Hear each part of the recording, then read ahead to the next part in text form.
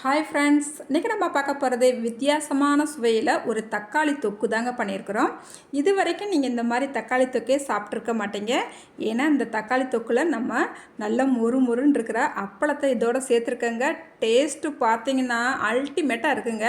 வேலைக்கு போகிற பேச்சுலர்ஸ்க்கெலாம் இந்த மாதிரி ஒரு தக்காளி தொக்கு நீங்கள் செஞ்சு வச்சுக்கிட்டிங்கன்னா சாதத்துக்கு, சப்பாத்திக்கு, தோசைக்கு, பூரிக்கு எல்லாத்துக்குமே வச்சு சாப்பிட்லாங்க. எல்லாத்தோடையும் இந்த தக்காளி தொக்கு நல்லா செட் ஆகி வருங்க.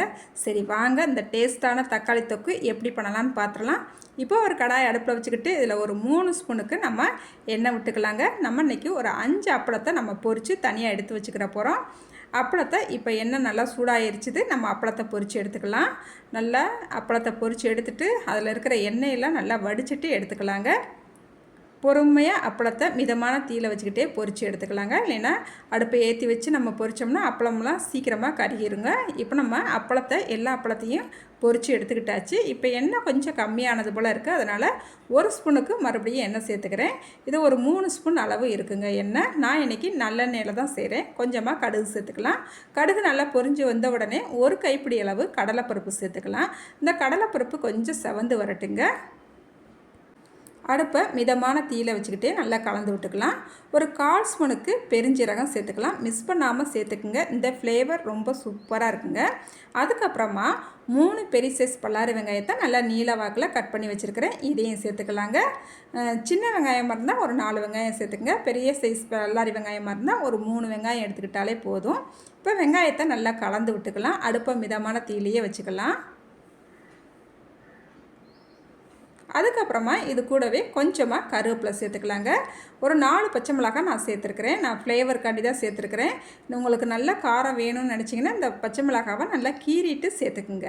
இப்போ பச்சை மிளகாவையும் சேர்த்துட்டு வெங்காயம் நல்லா கொஞ்சம் சுருங்கி வர அளவுக்கு நல்லா வதக்கிக்கலாங்க. இப்போ பாருங்கள், ஒரு 2-3 நிமிஷத்துலேயே வெங்காயம் நல்லா சுருங்கி நல்லா வதங்கி வந்துருச்சு. இந்த அளவுக்கு நம்மளுக்கு வதங்கி வந்தால் போதும். அதுக்கப்புறமா இதில் நம்ம தக்காளி பழம் சேர்த்துக்கலாம். தக்காளி பார்த்திங்கன்னா நல்லா பழுத்த தக்காளியாக ஒரு 8-9 தக்காளி பழம் எடுத்துக்கோங்க. எடுத்துகிட்டு நல்லா நீல வாக்கில் கட் பண்ணிவிட்டு இதோட சேர்த்துக்கலாம். சேர்த்துட்டு இந்த தக்காளிக்கு தேவையான அளவு உப்பு சேர்த்துக்கலாங்க. நம்ம தக்காளிக்கு உப்பு சேர்த்து வதங்கும் போது நம்மளுக்கு தக்காளி சீக்கிரமாகவே நல்லா மசிஞ்சு வெந்து வந்துடும். நல்லா கலந்து விட்டுக்கலாம். இப்போ அதுக்கப்புறமா இந்த தக்காளியை நம்ம இப்போ மூடி வச்சு ஒரு 5 நிமிஷத்துக்கு மிதமான தீயில் நல்லா வேக விட்டு எடுத்துக்கலாங்க. பாருங்கள், ஒரு 5 நிமிஷம் ஆயிடுச்சுது. தக்காளி நல்லா ஓப்பன் பண்ணி பார்த்த உடனே நல்லா பாருங்கள் ஓரளவுக்கு நல்லா வெந்து வந்திருக்குது. இப்போ நல்லா கலந்து விட்டுக்கலாம்.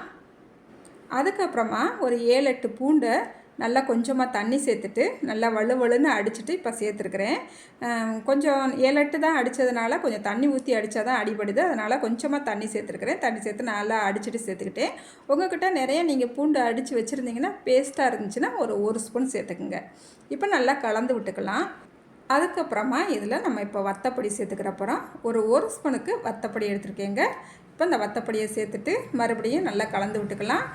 இந்த வத்தப்பொடியோட பச்சை வாசனையும் பூண்டோட பச்சை வாசனையும் போகிற வரைக்கும் நம்ம மூடி வச்சு தான் வேக விட போகிறோம்.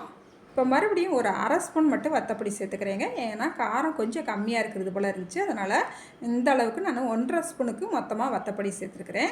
இது மீடியமான உரப்பாக தாங்க இருக்கும். நீங்கள் கொஞ்சம் சுருக்குன்னு சாப்பிட்றவங்களா இருந்தால் 2 ஸ்பூன் கூட வத்தப்பொடி சேர்த்துக்கலாம். இப்போ நல்லா கலந்து விட்டுக்கிட்டாச்சு.